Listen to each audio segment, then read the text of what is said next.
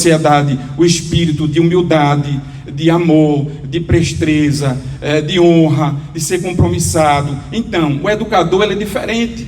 Ele faz com que o ser humano, ele não transmite só conhecimento, mas faz com que o ser humano, além de receber este conhecimento, possa não só decorar, mas também praticar. Não é só um mero conhecimento apenas guardadinho lá, não, tem que ter uma prática. Então, com a família e a sociedade, porém, é importante ressaltar que é uma tarefa árdua, difícil, provocadora, requer o enfrentamento de alguns desafios e superações para cumprir o seu papel, com muita maestria e nobreza. Agora há pouco o pastor Jonatas Lins falou que, uma palavra dita pelo saudoso pastor que já não está entre nós, pastor Antônio Gilberto, teólogo, né? Ele falando que o Senhor nos dá a classe por concessão. Então a gente tem que ter em mente que nós temos que exercer à frente dessa escola com muita maestria, com muito amor e com muita nobreza, porque não estamos tratando qualquer pessoa. Nós estamos aí tendo sobre nossa ética, nossa responsabilidade, pessoas que vêm em busca de aprender, de conhecer, de saber coisas que não sabem. E o professor ele é responsável por isso. O professor ele é visto pelo aluno como alguém que vai tirar suas dúvidas, por alguém que vai tirar aquilo que está lhe corroendo o seu entendimento. É por isso que há necessidade de uma preparação, é necessário de um esforço, uma dedicação, para que o seu aluno possa realmente ver no seu professor e se espelhar no professor e dizer, eu quero ser que nem ele. Porque, irmãos, coisa boa, interessante, né? Quando eu acho tão lindo, né? Quando eu vejo um aluno que se inspira no professor. É muito lindo. É maravilhoso. Eu sei que tem pessoas aqui que é professor, que atua na área, mas imagina um dos teus professores, um dos teus alunos, futuramente você vê ali crescendo, se desenvolvendo, se tornando alguém na sociedade, uma pessoa madura, uma pessoa que vai crescendo, se desenvolvendo intelectualmente. A pessoa vai fazendo uma graduação, vai para doutorado, mestrado, e você vê aquela pessoa se desenvolvendo e você dizer com muito orgulho, fulano foi meu aluno. Isso é uma alegria imensa. E é um privilégio. O objetivo da capacitação: propor de forma específica ao educador cristão os seus desafios, capacidades e habilidades em torno da sua atuação no ensino. O objetivo da capacitação é propor ao educador, eu não digo nem professor, mas educador cristão, seus desafios. Os seus desafios, quais são os seus desafios? Existem muitos. Os seus desafios na igreja, na vida social, os seus desafios com a escola, com a classe. Capacidade, o desafio de você ter capacidade de desenvolver o seu trabalho, as suas habilidades. Você tem que desenvolver habilidades, não pode ficar apenas naquele pensamento, me permita a expressão, aquele pensamento curto, aquele pensamento de ficar somente ali e não ter mais uma diversidade, não ter mais fazer algo que possa diferenciar, porque tem pessoas, irmãos, que estão acostumadas muitas vezes com aquilo ali, sabe, o dia a dia, o cotidiano, a situação atual, enfim, a pessoa vai, sabe, não se desenvolve, não cresce, não há habilidade, porque fica ali presa, amarrada a uma coisa que já vem há anos sendo cultivada e não desenvolve. A gente, como cristão, como igreja, nós temos que pensar diferente, nós temos que ter essa mentalidade de querer desenvolver habilidades, fazer algo diferente, e tudo isso vai construindo, vai levando, vai fazer com que a escola ela cresça, se desenvolva, de maneira que nós futuramente seremos um exemplo. Então, eu quero adiantar, eu sei que os irmãos estão com fome, né? Os desafios Quais são os desafios? Eu abordei aqui alguns desafios, muitos desafios, mas eu quero falar rápido, né? Primeiro, desafios, pensar. Pensar é um desafio. Pensar como? Pensar em que objetivo? O que devo fazer? Como fazer? Para que fazer? Qual é o objetivo? O educador, na página 17, viu? O educador deve ter em mente que ensinar não é apenas transmitir, o ato de transmitir conhecimento, é mais do que o exercer, é pensar no que faz. Você tem que pensar no que você está fazendo. Você tem que pensar para quem você está fazendo. Você tem que pensar com quem você deve fazer. Então, pensar no que faz é uma ação. E toda ação, ela gera uma consequência. E no que realiza, na tarefa, aquilo que você faz, e se você não fazer de forma melhor, aquilo ali será visto, observado, e jamais será esquecido. Se a gente voltar atrás no tempo, a gente vai ver que homens que construíram legado, homens que construíram uma história, homens que fizeram, que executaram e que deixaram marcado, encravado na história e que até hoje é inesquecível. Então você não tem que pensar no agora, você tem que pensar no futuro. Você tem que pensar o que você vai deixar para as próximas gerações. O que é que os seus alunos estão pensando de você? O que é que eles estão vendo em você? O que é que eles estão olhando e observando e possa tirar de você algo proveitoso? Então tem que pensar no que realiza, na tarefa, visando alcançar o propósito para que foi designado. Então a obra de Deus é algo extremamente importante. É algo que nós temos que ter muito zelo, muito cuidado. E fazer a escola dominical, estar à frente de um trabalho, de uma classe, não é apenas uma noite que vai se passar, não é apenas um horário marcado, um compromisso, não. É algo que tem que ter primazia, tem que ter responsabilidade, tem que ter ousadia, e tem que, acima de tudo, ter compromisso e propósito para saber que os resultados devem ser alcançados. A igreja, irmãos, ela não pode se modelar ao mundo, mas existem coisas no mundo que nos servem de exemplo. Servem de exemplo. E exemplos bons a gente deve, sim, aproveitar. O educador deve ter em mente que seu objetivo não é pessoal. Eu vou para a escola porque eu vou lá, né, as pessoas vão me conhecer, as pessoas vão saber que eu tenho conhecimento, que eu posso, que eu faço, que eu sei. Cuidado. Então o educador deve ter em mente que seu objetivo não é pessoal, mas é coletivo.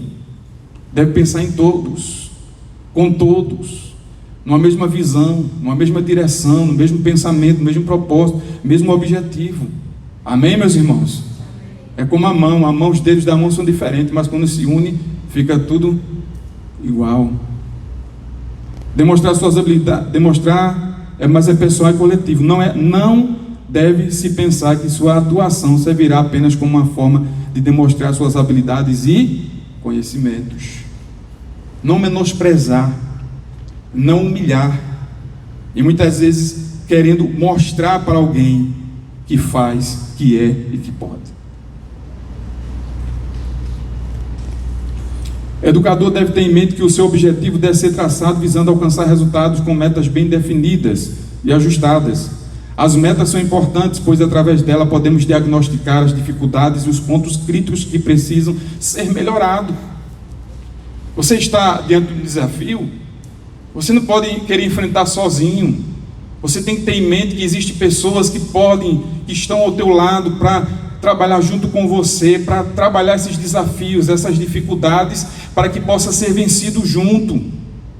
Eu não posso estar com um problema na classe e apenas isolar aquele problema, tentar resolver sozinho e às vezes não vou conseguir. Então é necessário a gente ter em mente que existem pessoas que estão ao nosso redor, pessoas que têm habilidades, que têm qualidades, que têm eficiência, que podem ter eficácia para resolver a situação.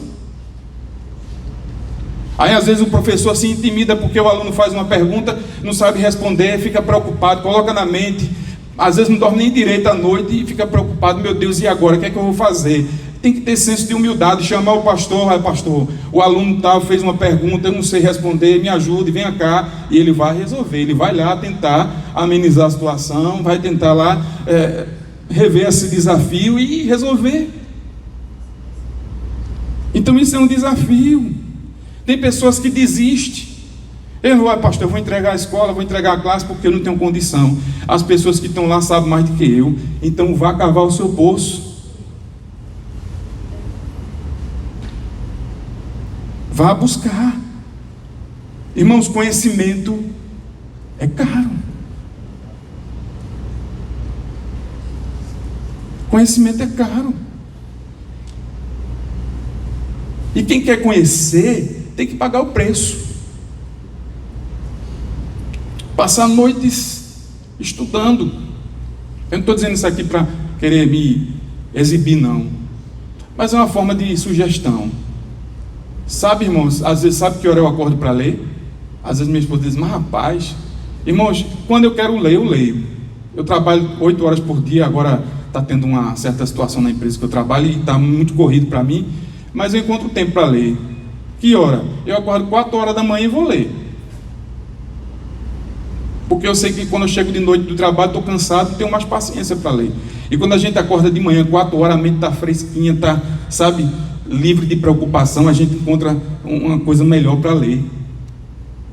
Isso é uma estratégia, cada um usa de uma forma que pode, que tem. Amém, meus irmãos?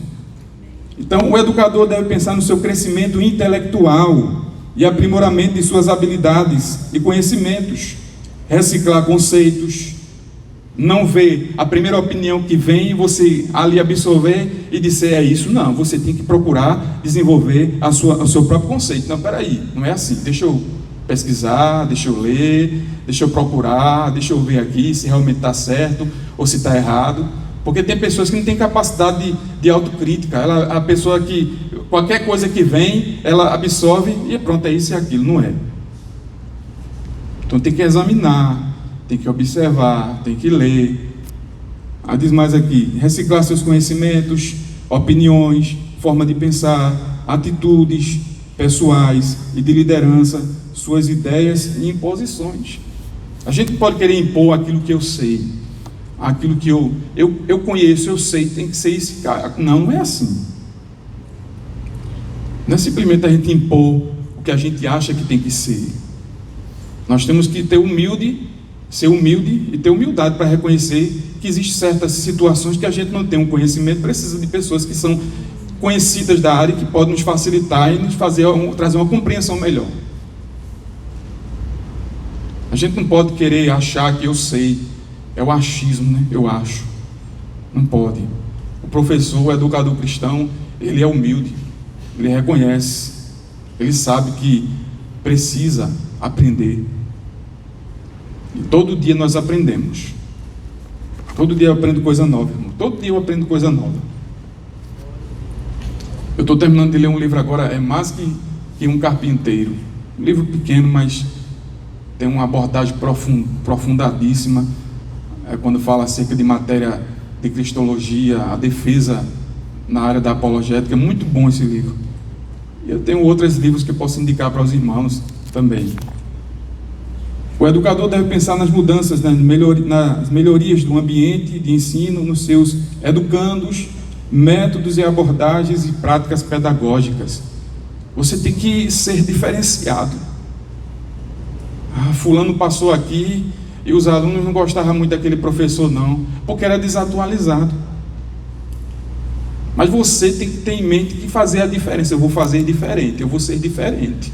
Eu não vou ser melhor do que o irmão, não, eu vou ser diferente. Eu vou fazer a diferença. Não querendo ser melhor do que o outro, mas é você ter em mente o amor, a dedicação, a ousadia de querer fazer o melhor. Eu vou fazer o melhor. Já que meu irmão não tinha condições, Jesus está me dando condições, eu vou fazer melhor. Amém? Reflexão: o educador deve pensar no espírito de humilde, reconhecer suas limitações, dificuldades e desafios, procurar auxílio e ajuda quando necessário. Está com a dúvida? Procure o seu líder. Procure alguém que pode te responder. Procure alguém que possa te ajudar, te dar auxílio. Porque às vezes a gente fica com dúvida, irmãos. Ou você não fica? Fica ou não fica? Irmãos, eu já vi palestras. Eu escuto diversas vezes no YouTube. Eu gosto de ouvir palestras.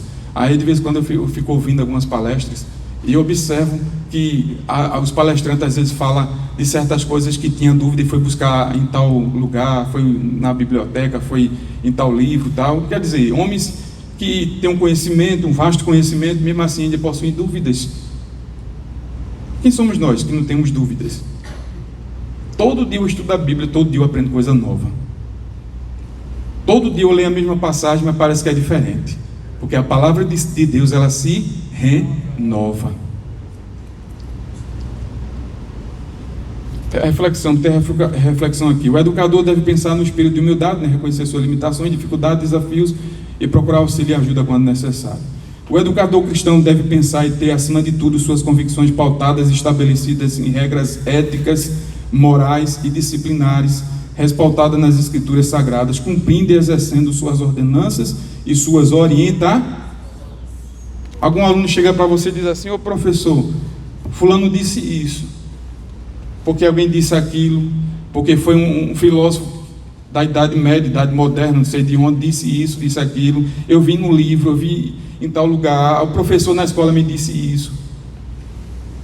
Aí você tem que ter o cuidado e mostrar o carinho, o cuidado, o zelo, e mostrar para aquela pessoa que você tem princípios éticos e morais, e não pode se coadunar com aquilo que está sendo ensinado, em que as escrituras elas dizem diferente. Tem que ter uma forma de abordagem. Amém, meus irmãos? Amém. Observação: Paulo, um dos maiores mestres do Novo Testamento, coloca de forma muito clara ao jovem pastor Timóteo: o que ouviste de mim, diante de muitas testemunhas, transmite a homens fiéis e aptos para também ensinarem a outros. Nós temos que ensinar aquilo que nós aprendemos. Eu não vou guardar para mim, eu aprendi e vou guardar para mim porque só eu que sei. Não. Tem que transmitir o conhecimento. Tem que transmitir aquilo que Deus está te propondo, aquilo que Deus está te dando. Amém, meus irmãos? Este texto revela 3 objetivos. Página 18. Da educação cristã: informar, formar e transformar. Timóteo foi informado. Informado de quê? Do conteúdo. Ele foi formado, lapidado o seu caráter por meio do ensinamento das escrituras advindas por meio do Espírito Santo através do apóstolo Paulo. Isso modificou o seu caráter. E transformado, ou seja, o seu testemunho. Então, a vida do professor não requer apenas a gama de conhecimento. Não é só o conhecimento que vai formar o professor. Existem aí várias coisas que interligam uma à outra. Tudo está interligado. O conhecimento interligado à moral, a moral interligada à ética, a ética interligada à disciplina, a disciplina interligada à prática, e a prática interligada à nossa ação, às nossas ações, às nossas atitudes. Tudo está interligado. Nós aprendemos, absorvemos e colocamos em prática. E o nosso testemunho vai revelar para as outras pessoas o conhecimento que nós temos das Escrituras. Fulano é honesto, mas honesto por quê? Porque ele viu que na Bíblia Sagrada nós temos que ser honesto. Conteúdo. Que conteúdo? Pensar no conteúdo. O educador deve conhecer o conteúdo. Não se pode ensinar o que não se conhece. Eu já vi professor na escola dominical dizer uma coisa que nem conhece, que não sabe. Cuidado. Às vezes a pessoa vai, por exemplo, vai abordar um assunto na escola dominical, aí vai falar sobre, eu vou citar aqui, marxismo cultural. Está sendo disseminado aí, nesses dias atuais. Tem professor que não sabe nem o que é marxismo cultural. Revolução Francesa. Mas é interessante, irmãos, eu não tenho que ter o conhecimento da Bíblia, sim, tem que ter o conhecimento bíblico, mas também eu tenho que ter o conhecimento externo. Histórico, filosófico, cultural. Professor, eu fui na escola hoje, eu vi lá o professor falando sobre marxismo cultural, o camarada lá está ensinando uma ideologia de Marx. Aí o camarada chega na igreja, me explique, professor, o que é marxismo cultural. Eu não sei. Quem foi Marx? Não sei. Quem foi o seu companheiro? Não sei. Você já pensou nisso? Irmãos, tem 3 ciências, eu já falei para o pastor Marcílio, que eu amo muito. Tem 3 ciências que eu gosto muito: teologia, história e filosofia. Essas 3 é muito importante. Para quem não sabe, a filosofia influenciou muito a igreja. Então é necessário que o professor esteja preparado. Amém, meus irmãos? Conhecer o conteúdo. Não se pode ensinar o que não se conhece. É preciso ter em mente o conhecimento e o domínio do assunto. Tem que saber dominar. E se eu não souber dominar, eu vou buscar. Eu vou ao encontro de quem sabe.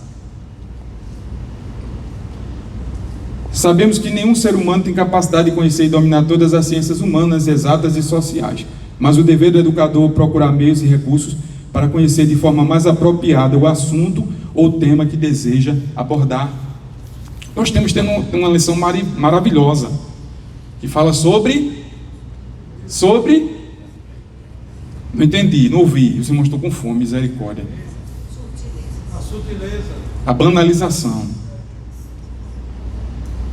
E o comentarista, irmãos, às vezes quando eu não venho para a escola, porque é corrido demais o tempo, às vezes não tenho tempo de vir, porque isso acontece. Quem aqui já não tem compromisso de às vezes faltar? E às vezes quando não me dá condições de vir, eu leio a minha lição em casa. Faço a minha lição em casa. A tarefa de casa, muito bem. Então a gente vê, irmãos, que a gente percebe aí que esse tema é muito propício. A banalização da graça, a banalização do aborto, do casamento. Então a lição é resumida e requer de nós um esforço para nós procurarmos outras ramificações, outras sugestões, informações, para nós podermos a incrementar. Amém, meus irmãos? Os irmãos estão cansados, quer que eu pare? Se os irmãos quiserem eu paro, dá continuidade depois. Então, diz mais, no processo de ensino, o educador deve dispor de ferramentas que facilitarão na preparação de sua aula, desde os assuntos mais fáceis aos mais complexos. Existem problemas, irmãos, existem temas, existem situações que nos pegam de surpresa. Tem temas que são meio complexos da gente destrinchar ali, aprender. Existem situações que saem de um lado, vai para outro, e a gente persiste, persegue, insiste. Existem temas que são meio complexos. Por exemplo, vou citar aqui a banalização da graça. É um tema complexo. Se você se aprofundar sobre a graça de Deus, meu amigo, você vai comprar livros que vai fazer uma estante, uma prateleira de livros só falando sobre a graça. É um tema complexo. Eu estava lendo o livro de apoio, o próprio autor da lição disse que é um tema vasto e tentou resumir. Quais são as ferramentas? Primeira ferramenta, uso frequente das escrituras sagradas. A Bíblia ela tem resposta para tudo, de forma prática, diária, constante e devocional. O educador cristão deve acima de tudo, amá-la, conhecê-la e apreciá-la. Eu não sei você, mas eu tenho, não é que eu estou me desfazendo das outras, mas eu tenho uma Bíblia minha que eu gosto muito de estar usando ela, é a minha preferida. Eu não vou dizer o nome aqui, porque eu não vou fazer comércio aqui, nem né? Mas eu amo muito estar sempre lá comigo, quando estou estudando, estou lendo, eu procuro ela, risco ela, rabisco ela, coloco informação dentro. Para mim é aquela mais ideal. Todo dia, quando eu vou querer, eu vou lá buscar nela, porque está as minhas marcações, está tudo que eu li, entendeu? Facilita mais, eu vou saber onde está. Então você tem que ter aquela intimidade com a Bíblia, e tem que ter aquela Bíblia que é íntima sua, que você escreve nela, você marca, você passa a marcar texto, você coloca lá, faz um rascunho, coloca lá, né? Pelo menos aqui eu vi o presbítero Jefferson, a Bíblia dele é cheia de papel, cheia de marcação, e às vezes a gente como obreiro fica, né, comentando, mas é aquela Bíblia íntima que você tem que ficar lá. Existem as outras de pesquisa, mas tem aquela mais íntima que você pesquisa, vai lá, busca. Amém, meus irmãos? Dicas: prepare-se espiritualmente em oração, defina horário, local e tempo de estudo, organize planos de estudo por temas e assuntos. Quero dar uma dica aqui a você: planeje um horário. Não adianta você querer ler, vou ler a Bíblia agora. Não é assim. Planeje um horário, reserve um horário. Geralmente eu reservo o horário de ler, irmãos, ou à noite, depois da meia-noite, ou pela madrugada. Por quê? Porque está tudo em silêncio, ninguém me atrapalha, as crianças estão dormindo, entendeu? Eu estou ali só lendo, porque é o silêncio. Então é necessário se organizar, preparar, separar um tempo, né? Ter uma agenda, marcar um horário. Não, hoje vai ser reservado para mim ler a Bíblia, hoje à tarde. Olha, de 2 às 3 da tarde ninguém me incomoda. Olha, meu esposo, venha cá, ou minha esposa, venha cá. Olha, agora não, à tarde, 2 horas às 3 eu estou no meu quarto lendo a Bíblia. Então tem que ter planejamento. Porque se não tem planejamento, não tem estratégia. Segunda ferramenta, o hábito de leitura. Ler é imprescindível, intransferível e deve ser uma prática comum para aqueles que ensinam. Como é que eu vou conhecer uma coisa, vou conhecer um livro, se eu não li ele? Como é que eu vou falar uma coisa de um livro, de uma obra, né, de alguma coisa, se eu não li? Fica difícil. Não é verdade, meus irmãos? Sim ou não? Como é que eu vou falar na Bíblia, que a Bíblia traz informações que existem 2 Déboras na Bíblia, se eu não li a Bíblia, para saber onde é? Não sei onde é. Então a prática, o hábito de leitura deve ser constante. Você tem que ter esse hábito. A leitura, ela melhora muito. Ela trabalha a tua dicção, ela trabalha a tua memória, ela trabalha a tua capacidade de entender, de compreensão.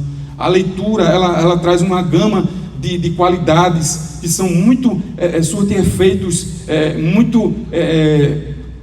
efeitos que vai te trazer muita coisa, que vai enriquecer o teu vocabulário, enriquecer a tua vida espiritualmente, principalmente a Bíblia. Leia a Bíblia. Irmão, mas eu tenho um livro que eu gosto, eu queria ler. Você pode ler também, contanto que a Bíblia seja a tua base. Então ler é imprescindível, intransferível e deve ser uma prática comum para aqueles que ensinam. Então tem que ler, a leitura é muito bom. Terceira ferramenta, ser um bom pesquisador. Irmãos, hoje nós temos muitas ferramentas de pesquisa. Temos a Wikipédia, né? Temos a Wikipédia, que é o maior livro que existe disponível, a maior enciclopédia que existe disponível no mundo, é a Wikipédia. De vez em quando eu dou minha colaboração lá, né? Dou a minha contribuição, porque é um site de pesquisa excelente. Temos aí o Google, enfim, outras ferramentas. Quarta ferramenta, dicção. O professor, o educador, ele tem que trabalhar a sua dicção. Porque as pessoas que estão à frente, que estão ali observando, eles prestam atenção naquilo que a gente fala. E às vezes uma palavra proferida, dita, até mesmo sem ser mal intencionada, tem alguém que vai observar. Tem alguém que vai colher aquela palavra. Irmãos, a gente tem que ter muito cuidado com o que a gente fala. Principalmente para os alunos. Porque o que a gente fala fica ali, não tem como voltar atrás. Então, dicção, facilidade em dialogar, o professor tem que ter facilidade em dialogar, né? Compreender e interpretar as dúvidas, o uso adequado da linguagem, facilitando o entendimento do interlocutor e do receptor. Ou seja, o professor ele tem que ter facilidade para interagir com os alunos. Ele não pode falar uma palavra, um termo técnico que o aluno não vai entender.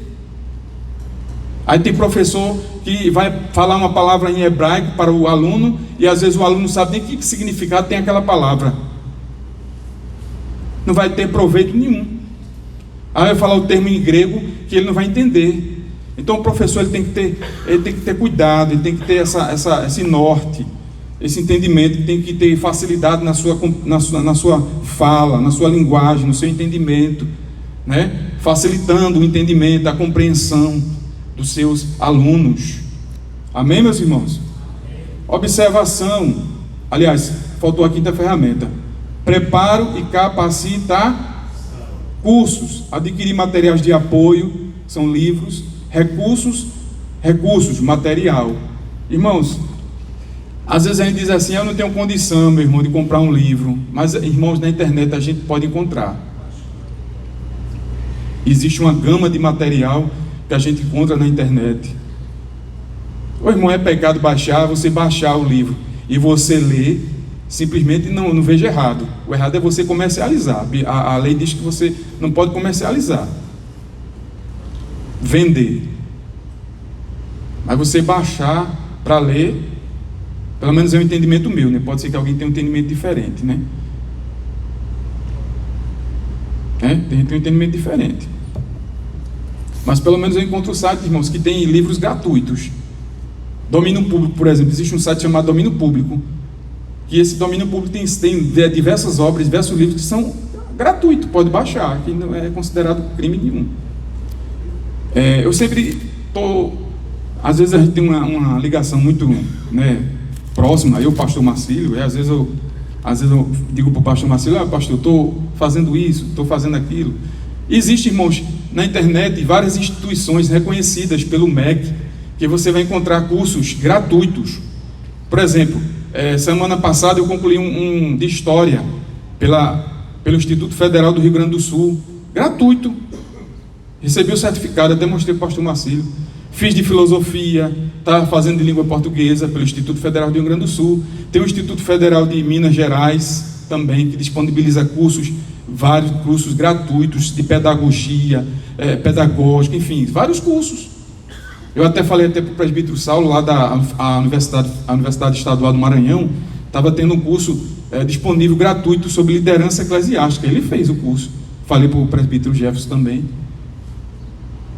Existem várias plataformas. Liderança eclesiástica. onde é? Na Universidade Federal do Maranhão. Qualquer coisa eu boto no grupo o link. Tem o Instituto Federal do Espírito Santo também estava disponibilizando curso gratuito. E outras instituições, tem outras instituições que têm pago, mas são baratinho, R$35, R$25, você divide até em 5 vezes no cartão. Quer dizer, são facilidades, são meios, são recursos que vão nos ajudar a facilitar a nossa aprendizagem. Amém, meus irmãos? Amém? Observação: quando o educador está consciente do seu papel na educação cristã e busca se preparar para apresentar uma aula de qualidade, compreende-se que isso levará a um efeito cadeia, de modo que as pessoas que se interessem pela escola bíblica, que por consequência a divulgação será maior e por isso os olhos da igreja se voltarão, né, com um olhar especial para este ambiente. Irmãos, quando o professor ele vem bem preparado, vem bem capacitado para desenvolver uma aula na escola bíblica, os alunos ficam admirados e diz: poxa, o nosso professor, realmente, o homem tem uma bagagem, não é assim que diz, né? Esse termo, o professor tem uma bagagem, e às vezes o coitado, meu Deus, passou horas a fios pagando preço. E professor, eu vou conversar. Aí chega na igreja, aí senta perto do jovem: olha, vamos para a escola dominical, porque o professor, ele sabe ensinar, ele tem conhecimento na área, ele sabe o que está fazendo, vamos lá, vamos. Aí às vezes, eu não vou não, vamos rapaz, eu passo na tua casa, te chamo, a gente vai junto. Aí às vezes essa interatividade, essa coisa que o educador faz, provocativa na classe, faz com que chame a atenção da igreja. Amém, meus irmãos? Uma boa parte dos professores escolhe os métodos a serem empregados na sala de aula pelo seu conhecimento, sem objetivar os alunos. Esta imperícia, na maioria dos casos, torna o trabalho do docente improdutivo e inoperante. Desrespeitar as variantes de cada uma turma não é mais aceitável no ambiente de ensino eclesiástico. Por isso, os docentes devem proceder com respeito ao público-alvo, capacitando-se e compreendendo quais os métodos serão mais eficazes em cada caso. Isso aí foi uma parte que eu extraí do livro do professor Marcos Tuller, Manual do Professor de Escola Dominical, da editora CPAD. Vamos adiantar. Amém. Os irmãos querem dar intervalo, né? Então vamos dar intervalo. É que está tão gostoso, está tão bom que os irmãos estão perdendo até a fome.